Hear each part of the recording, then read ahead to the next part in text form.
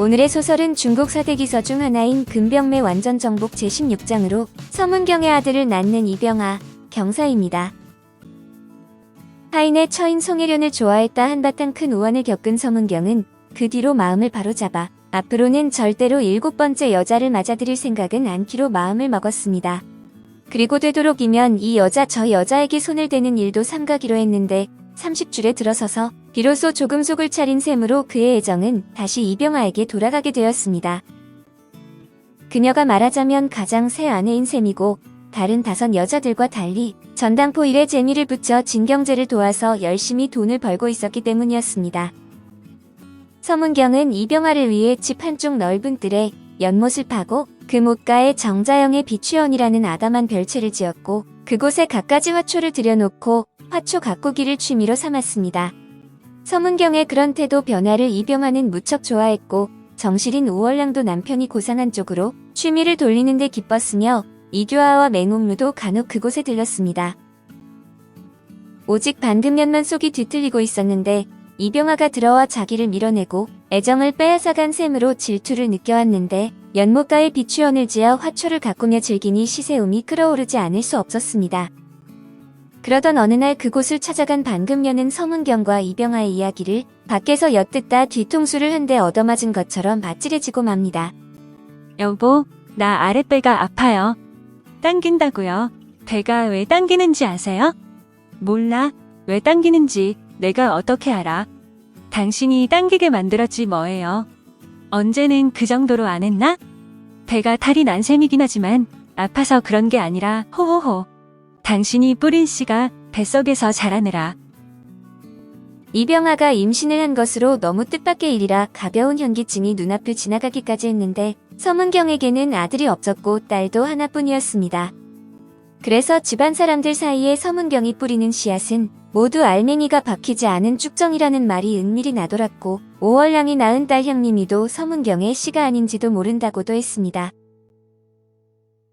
그러나 서문경은 내 여자들을 아이 못 낳는 병신들로 여기며 성녀들만 굴러들어왔다고 씁쓸해하게 생각해 오던 터였는데 6번째인 이병아가 잉태를 했으니 배견할 수밖에 없었습니다. 서문경은 아내들과 함께 축하연을 여는데 반금년은 사랑은 아름답고 슬픈 것, 헤어지는 사랑은 더욱 슬픈 것을, 여자는 외롭고도 슬픈 것, 아이 없는 여자는 더욱 슬픈 것으로 가사를 고쳐 부릅니다. 뭐, 아이 없는 여자는 더욱 슬프다고? 누가 아이를 갖지 말라 그랬나? 자기가 병신이면서 뭘 야단이야. 하늘을 봐야 별을 따지요. 뭐라고? 씨를 안 뿌려줬다고? 그럼 아이가 없는 내 사람은 아직 처녀가 그건가? 무슨 소리를 하고 있는 거야? 지금 씨를 얼마나 뿌려줘야 된다는 거지? 도대체 씨를 드문드문 뿌려서는 안 된다고요. 잊어버릴만 하면 한 번씩 찾아오니 어디 아이가 생길 수 있나요?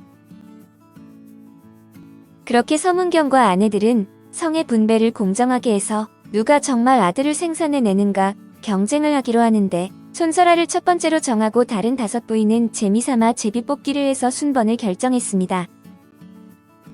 서문경이 일으키는 물결이 여느 때보다 한결 길었다. 찰싹찰싹 잔잔한 물결로 끌고 가다가 벼랑간 출렁출렁 거칠게 파고를 높였고 그러다가는 철썩철썩 좋은 기세를 누그러뜨리곤 했다. 따라서 손설아의 교성도 그 강도를 높였다가는 부드럽게 잦아들기도 하는 그런 파류상을 이루어 나갔다. 그러면서 손설라는 여러 차례 절정을 넘어서는 듯 자지러지며 바르르 떨곤 했다. 서문경이 그처럼 물결을 일부러 길게 끄는 까닭은 3년이 넘도록 독수 공방을 시킨 데 대한 미안함 때문이기도 했고 그녀의 온기가 묘하게 감칠맛이 있어서 쉬 끝내고 싶지가 않기도 했던 것이다.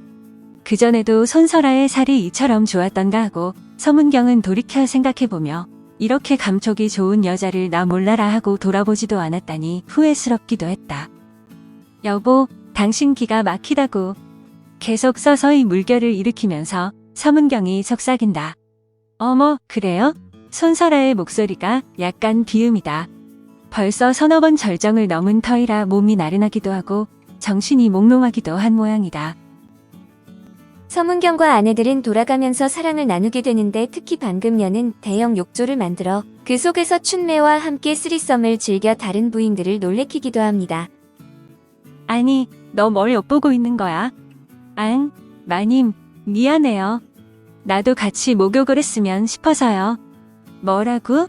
그러자 서문경은 약간 어이가 없는 듯이 웃으며 그래, 좋아 오래간만에 서이서 한번 놀아보자고.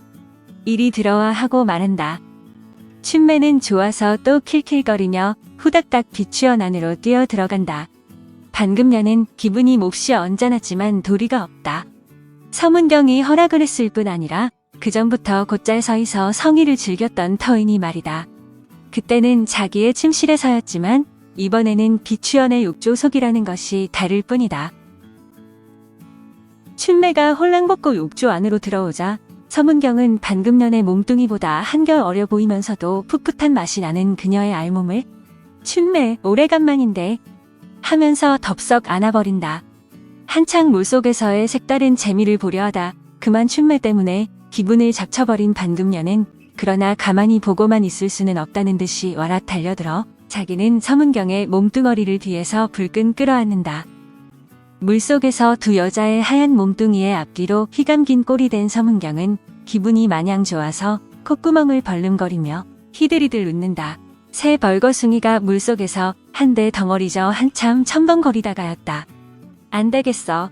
밖으로 나가자고. 물속에서 아무래도 제대로 재미를 볼 수가 없어서 서문경이 말했다. 그게 좋겠어요. 춘매가 재빨리 욕조 밖으로 나가 물에 젖은 몸뚱이를 수건으로 닦는다.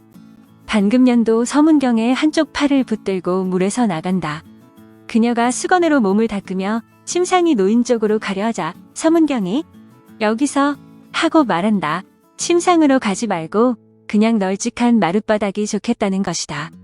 그러자 자기 몸을 대충 다 닦은 춘매가 히히 웃으며 얼른 다가와서 서문경의 몸을 닦아주기 시작한다. 그러나 그 자리에서 춘매가 자기도 아이를 가지면 안 되냐는 말을 해서 한바탕 난리가 나는데 부인들은 모여서 춘매에게 온갖 창피를 주고 매타작을 하기도 합니다. 두 손으로 방바닥을 짚으라니까. 개처럼 말이야.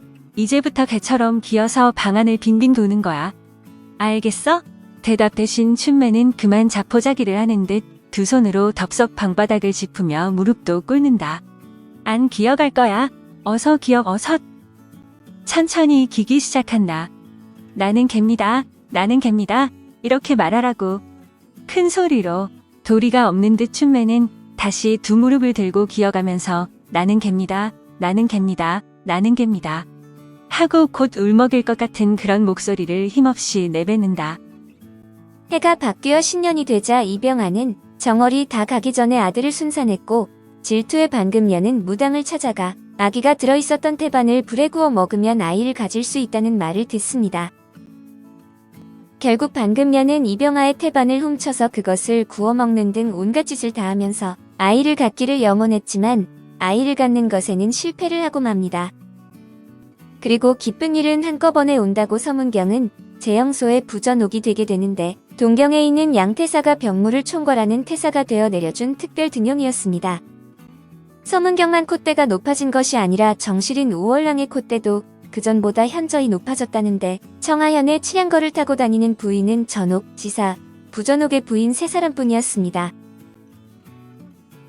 감투에 저절로 따르는 것이 재물이었는데 찾아오는 방문객이 전보다 월등히 늘었고 맨손으로 찾아오는 법이 없었는데 부에다가 권력까지 갖춰 서문가의 가온이 바야흐로 만개한 셈이었습니다.